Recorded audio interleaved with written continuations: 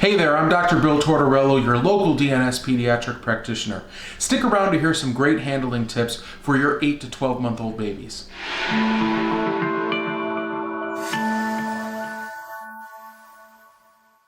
If you remember last week's video, there's a whole bunch of developmental changes that are occurring during this time frame. Because of the complexity of these movement milestones, I'm going to offer just a couple handling techniques, as well as give you more practical advice on how to deal with your children during this important phase of development.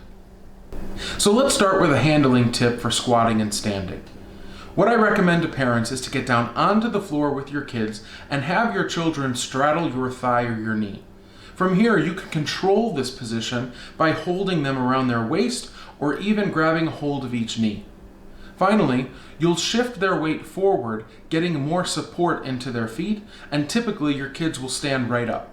Now, if they're having difficulty doing this, when you grab a hold of their knees and shift their weight forward, make sure to keep the knees wide, and as an added tip, you can press their knees down into the floor to give them just a little bit more stimulation of the feet. A lot of the times, that's all it takes for them to stand right up.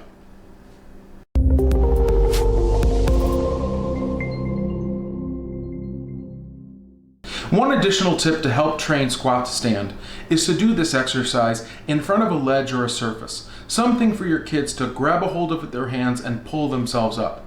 This is a great way to train a crucial developmental pattern.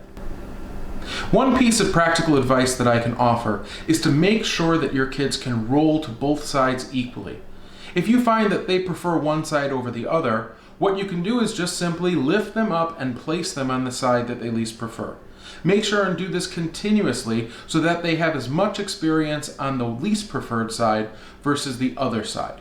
Another thing you could do is just literally bribe them with toys. Place all the toys on the one side they least prefer. So that way it will get them to roll to that side and rest in oblique sitting on that side. One final piece of practical advice that DNS offers is don't force your kids to do things they naturally can't do on their own. That also includes don't place them into positions they naturally can't get to by themselves. For example, if your 10-month-old is having a difficult time standing up tall, it doesn't make any sense to try to train them to walk yet by grabbing a hold of their hands and walking them along the floor like a puppet. Similarly, it doesn't make any sense to prop your kids up into a sitting position if they can't even sit up tall for themselves. Remember, long sitting typically doesn't occur till about 10 months old. So propping your kids up using supports or pillows or even a childhood seat is probably not recommended. All right, hopefully everyone learned something useful today.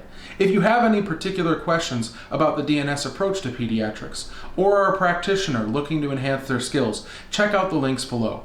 If you haven't already, make sure and subscribe to the channel and definitely hit that like button. Other than that, I'll see you next time.